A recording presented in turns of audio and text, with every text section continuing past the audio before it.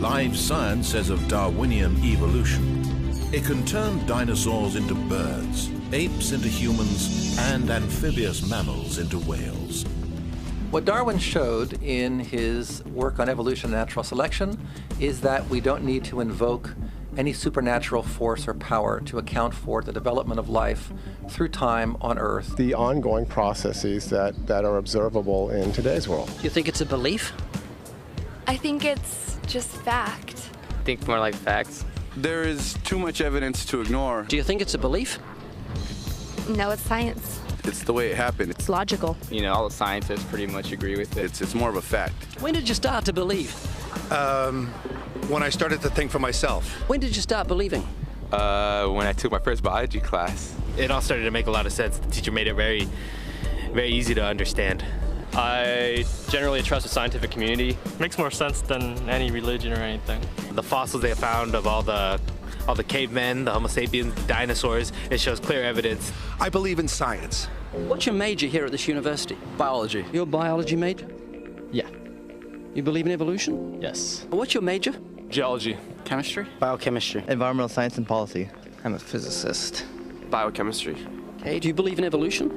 Yes, I do. Do you believe in evolution? Yes, I do. Of course. Yes, I do. I do believe in evolution. You believe in evolution? Yes. Are you a strong believer? Yes. Are you a strong believer? Yep. Yes. Yes. Absolutely. A scientific method is based on the collection of data through observation and experimentation. Science Daily. Could you give me some observable evidence that evolution is true? Something I don't have to receive by faith. Yeah. Some observable evidence. I mean, take a look at what happened 65 million years ago. Hang on, I can't. That's 65 million years ago. I believe, millions of years. So that can't be observed. We can trace the evolution through the fossil record. Could you be specific? Just give me one. Between 6 and 7 million years ago. Hundreds of thousands to millions of years? So it's quite a long time. Yes. Millions of years. Yes. So it can't be observed. Evolution is not testable over time. We are condemned to live only for a few decades, and that's too slow, too small a time scale to see evolution going on. Richard Dawkins. We see nothing of these slow changes in progress until the hand of time has marked the lapse of ages. Charles Darwin. You've got the canine kind, the coyote, and the domestic dog, and there's the feline kind, which is the cats, the tiger and the kitten, and you've got humankind. So Darwin said there'd be a change of kinds over many years, so could you give me one example of observable evidence of a change of kinds? So, for instance, the fossil record shows the common ancestors of all carnivores, that cats and dogs were once linked, once united by a common ancestor. How long ago? This, I believe, was like 60 million years ago. I don't want something I have to accept by faith. I want it to be observable. Observable evidence. Well, I mean, if you're just asking me here on the street, there's not really much I can tell you in terms of observable evidence. Like, we would have to really examine existing data to draw conclusions of our own. I would have to have faith then. We would have to have some amount of faith. Can you think of any observable evidence for Darwinian evolution where he said there'd be a change of kinds? Monkey to man, is that what you're talking about? Yeah, a change of kinds. I don't really believe there's any proof for that yet. Well, monkeys are the only ones with the 5th digit, like we have. Well, koalas have a 5th digit. Did you know that? I didn't know that. Think we're evolved from koalas? No. When I went to, like, Washington, D.C., I saw they had a whole exhibit just on the... In the Smithsonian? Yeah, in the Oh, Smithsonian. wait, so that is just like some stuffed dummies, Yeah. like standing around a fire. I know that everyone talks about the missing link for humans and whatnot. I believe that there are connections that are out there that we haven't found yet. I'm going to trust what those experts did. Those experts came up with. I have a strong trust in evolutionary ideas based on the evidence presented. Can you think of any observable evidence for Darwinian evolution, a change of kinds? I haven't seen it myself, but I believe what the textbooks tell me about it, so... You've got faith in the expert? I have faith in the experts, yeah. I guess similar to how religious people have faith that God actually exists, I have faith in the experts knowing what they're talking about. The scientific method must be observable and repeatable. So could you give me one piece of observable evidence for Darwinian evolution? Okay, I would point to, as one great example is look at the genetics of the stickleback. What's that? So stickleback fish are a very interesting collection of species that were recently isolated after the end of the Ice Age. What did they become? They're various species of sticklebacks. They stayed as fish. Well, of course. Can you think of any observable evidence where there was a change of kinds? Fish. Human beings are still fish. Human beings are fish? Why, yes, of course they are. How long did that take? A couple of billions of years, millions. A couple of millions? How is that observable? It's not. We came out of the ground as a mammal, and one mammal created... Come out of the ground? Didn't we come out of the sea? Huh? Well, initially in the beginning, we came out of the ground and the sea after the great destruction of the... So did we have lungs or gills when we came out of the sea? You want to know something? Those that were in the sea, I guess, had gills, and those that were on land had lungs. But if we came out of the sea, we had gills in the sea. You want to know something? Who knows that we came out of the sea or we evolved from mammals? So you don't know? Huh? Of course I don't know. I'm accepting that they did their science correctly. Could you give me an example of Darwinian evolution, not adaptation or speciation, but a change of kinds? These are changes of kinds. They're still fish. They're distinctly different fish. We have thousands of examples. Can you give me one? I can give you thousands. Just one. For instance, I would say look at Lenski's experiments with bacteria then. So what do the bacteria become? The bacteria are still bacteria, of course. So that's not Darwinian evolution. That's not a change of kinds, is it? It is a change. It is a change in the genetic makeup of the bacteria, which is still bacteria. So what do the bacteria become? A new kind of bacterium. So it's still bacteria. There's no change of kinds. To summarize, the observable evidence that you give me for Darwinian evolution is bacteria becoming bacteria. No, it is bacteria acquiring new metabolic capabilities. You said before that there is lots of evidence for evolution. I just want one observable evidence for Darwinian evolution, just one. But I gave you some. You don't want... Not some, I want one. Wait, you don't want that. I want one. Yes, I do. I'm pleading with people. You asked me to tell you when I've watched one species evolve into another. Isn't that right? No, one kind into another. There's 14 different definitions of species. So I want a change of kind. When you're talking about kinds or change in families, you're actually talking about macroevolution. You're talking about changes on the level that separate, say, cats from dogs. So could you give me any examples of Darwinian evolution? Well, when you say examples of that, then you have to sort of look at over a longer time frame. It has nothing to do with faith. Faith is something that I have to, unseen, I have to believe in. That's it, unseen. Look, do you believe evolution? Of course I do. Are you a believer in evolution? Yes, I am. When did you start to believe evolution? I started to believe evolution when I started to think out for myself. Is evolution a belief? Well, you know something? Evolution is a thought process. Is coming to terms and checking out all the alternatives, like taking a look at the religion, man-made religions. Let me ask you again: is evolution a belief? No, evolution is, well, yeah, in a word, yeah, I could say it could be a belief. When you say change of kinds, you mean the evolution of one species from another or to another? Yes, we have that in action, actually, in the Galapagos. Could you give me one instance? Yes, we have an example from a group of birds called Darwin's finches. You take a look at the difference between the finches on the islands that all started out. I mean, that's very, very observable. But that's not Darwinian evolution. There's been no change of kinds. What did the finches become? They become genetically new and anatomically new, recognizably different species. So they're still finches? Well, of course, they're still finches, yes. So they're not a change of, there's no change of kind. Little birds that he had observed that... What did they become? Their beak shapes. They're still birds. Yes. 3 finches that turn into different types of birds. They're still finches. Well, for example, Darwin and his study on evolution of the birds on the island that he went on to there. Their beaks changed? Their beaks. They're still birds. There's no change of kinds. That's within the kind. Just evolution on the beaks. So that's called adaptation. It's not Darwinian evolution. There's no change of kinds. There's no different animal involved. I want something that shows me Darwin's belief in a change of kinds is scientific. Darwin spoke of a change of kind. Can you think of any observable evidence for Darwinian evolution where there's a change of kind? Change of kind. Change of kind.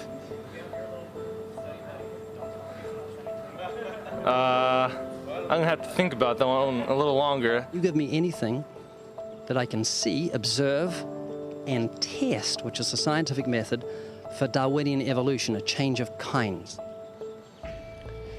Test and observe.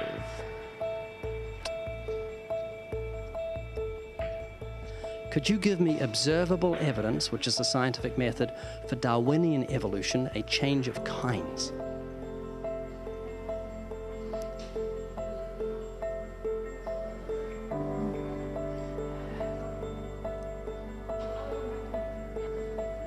Okay, I gotta think about it.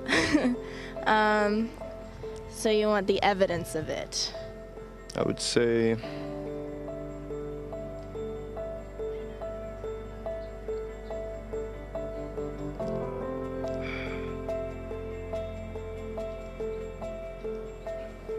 I cannot, I think.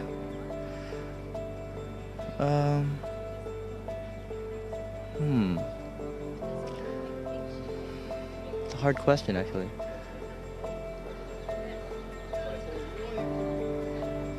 Mitochondrial DNA.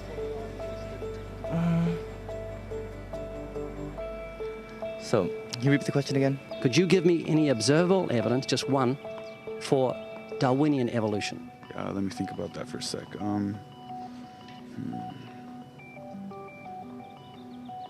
Observable evidence, something where we don't have to exercise faith. Something that can be observed, like the scientific process, observable. That's a good question. That one I'm not quite sure. So you can't think of any observable evidence for evolution? No. How do you know it's true?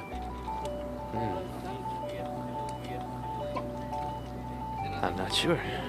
So Darwinian evolution is not observable, it's not scientific. I guess so. So it's unscientific, you can't prove it. It's scientific, actually. You could prove it. It could be proven, just... Do it for me. That's hard. That's just too broad of a... It's unobservable, that's why you need millions of years. Yes, exactly. You're trusting the biology majors and the biology professors know what they're talking about, and they can't even give me evidence of a change of kinds. Well, then there isn't one. If they don't give it, then I wouldn't say there was. Yeah. I just go on what I've seen and what I've learned from class. So you believe? Yeah. You know what that's called? What? Blind faith. Blind faith.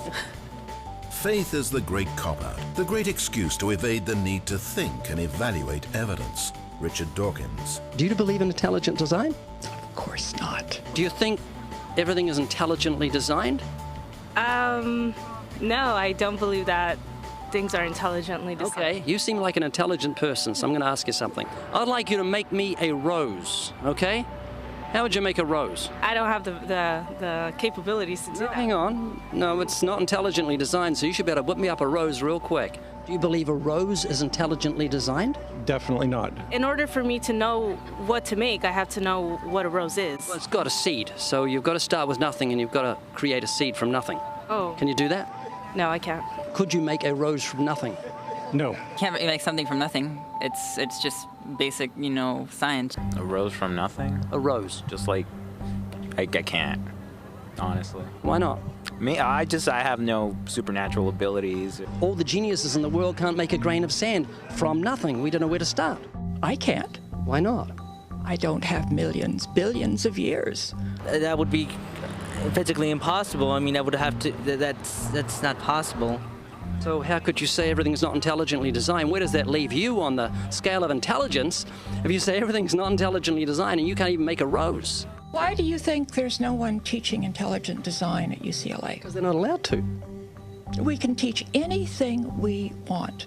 There's a reason intelligent design isn't taught in our learning institutions. According to physicist Victor Stenger, the legal staff of Freedom from Religion Foundation, a church-state watchdog group, has had remarkable success in convincing many institutions, such as school boards and town councils, that they are breaking constitutional law when they sponsor sectarian activities. That includes intelligent design. When the authorities can't be convinced, Freedom from Religion Foundation sues, and it wins more often than not. There was nothing in the beginning, big explosion of nothing, it became something, and then it came into a rose. And giraffes and horses and cows. I'm not saying that's what happened. I'm just saying I don't know what happened. That's what scientists have theorized has happened. And you believe them? To a point. So you've got faith. That is true, yeah. Could you give me a definition of vestigials? How's that back up evolution? Vestigial is like, I'm not a biologist, so I'm kind of fuzzy here, but it's like a remaining organ that is not used. Like for instance, our appendix. Rabbits have huge appendix for digestion of grass. We still have a vestigial appendix. You mean the appendix has no use? Which we can think of right now. Your coccyx bone, that was, many people regard that as the tail of the humans. The human tailbone is said to be vestigial. That is, it's an evolutionary leftover proving that we're related to primates. However, it's not a tailbone, it's the coccyx vertebrae. The tailbone derived its name because some people believe it's a leftover part from human evolution, though the notion that the tailbone serves no purpose is wrong. The coccyx is an extremely important source of attachment for tendons, ligaments, and muscles. Evolutionists also claim that the appendix is vestigial, but it's not. The appendix is actually part of the human immune system. According to Scientific American, for years, the appendix was credited with very little physiological function. We now know, however, that the appendix serves an important role in the fetus and in young adults.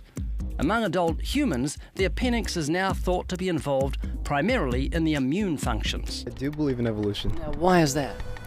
Well, over millions of years, to me it makes sense that people change, like, physically and biologically over time, over like very long periods of time. 18 years ago, you're just a little baby, but you have changed physically and it didn't take millions of years. So what's the difference between what you're telling me about evolution and the physical change that we have now? I mean, caterpillars turn into butterflies in a matter of weeks. Tadpoles turn into frogs in a matter of weeks. What's the difference between Darwinian evolution and what we see in natural life? So Braden, do you believe in evolution? Yes. I'm convinced evolution is a fact. Why? Overwhelming scientific evidence. You think of any? Namely Darwin and mostly what they teach you in schools. Do you believe in evolution? Yes. Now, when evolution first started, how did the eyes evolve? What caused them to begin evolving? The first eye evolved. Yeah, eye is very intricate. It's got 137 million light-sensitive cells. Focusing muscles move an estimated 100,000 times a day. Unspeakably complex. How did the first eye evolve? What happened? What caused it? I actually don't have an answer to that. Now, tell me about this eye. It was just cells and then it decided it wanted to see? How long did this take? Over millions of years, probably. So was it an animal or was just an eye lying there, sort of a pre-eye? Well, I would think that a cell, right, came together to form more cells, and that came a little microorganism, right? Then that had incentive to live, so it developed things to help it live over millions and millions of years. Can it see yet? No. How did it eat? By absorbing like little other things. Did it have a brain? No. How did it think? I think it's just did whatever it did, you know? Did the brain evolve over years along with the eye that's evolving? I wouldn't think the brain evolved until it actually evolved over millions of years, kind of into this animal. Well, it takes like eons at this point now. Can it see yet? Probably not. Because you need the whole eye to be fully evolved to see, don't you? Half an eye doesn't really work. Right, in the sense that maybe... Could it smell the food? Maybe it just senses it, like... Where did the food come from? Food come from? When did the eye begin to see? Probably millions of years later. No, it was just there on top of an antenna. As time went on, we needed eyes to see. 2 eyes or 1? 2? 2 eyes? I'm guessing, maybe 1 eye. 1 works fine. Why would it have 1 and then decide it needed 2? Probably depth perception. I think it was more like it was like a sensory organ or something. Where'd that come from? From a bunch of cells thinking, yeah, this sensory organ is pretty cool. Might want to pass that down. Where did they come from? Wouldn't know. That's a big mystery, huh? We were fish? I think so. I think we came from the sea. And did we have lungs or gills under the water? Oh no, like you would get lungs later on. Have you heard of entropy? I have not. What You heard of the second law of thermodynamics? I have not. The universe tends itself towards chaos. It happens everywhere. In 1 trillion years, all these rocks here will be turned to dust. We'll be turned to dust. The dog will be turned to dust. The flowers, the birds, the trees, even the mountains and the planets will be turned to dust. Everything is corrupting. Does that make sense? I think it definitely makes sense. You can see it everywhere. Exactly. Except with evolution. Evolution does the exact opposite. It gets better. How do you fit evolution in with that? Because evolution says the opposite. It says things get better. They don't corrupt. Can you reconcile the two? Actually, I believe evolution is chaos, but sometimes they mess up in a way that helps them. It's like flipping a coin, basically, with your genetics. You mean luck? Yeah. And that way that helps them makes them thrive even more. So they improve? Yes. That's the opposite of entropy. How come evolution isn't subject to that? Because that creates and improves, and things get better through evolution. I'm honestly not sure about that. Instead of running down, evolution improves. How could that happen? I don't know. Eventually, certain cells became alive as you may know it. Life came from non-life? How could life come from non-life? It's totally impossible. You said it yourself. Like you can't just bring a rock to life. No. And you're saying there were cells lying around that developed eyes under the water and crawled up on the land and evolved lungs, and it took millions of years? See if you can spot an ongoing problem here. I'll address it in a few moments when it becomes more evident. Just energy. Where did that come from? Sun. Where did the sun come from? Probably like dust being compressed into stuff, or like a bunch of hydrogen. Yeah. Where did the hydrogen come from? Just the universe, basically. Where did the universe come from? Big Bang, most likely. You've got to have materials for a Big Bang. Where did that come from? Not sure. That's all like theoretical at this point. You don't know? Nah. And when did the brain evolve? The brain evolved? Because you need a brain for eyes to work.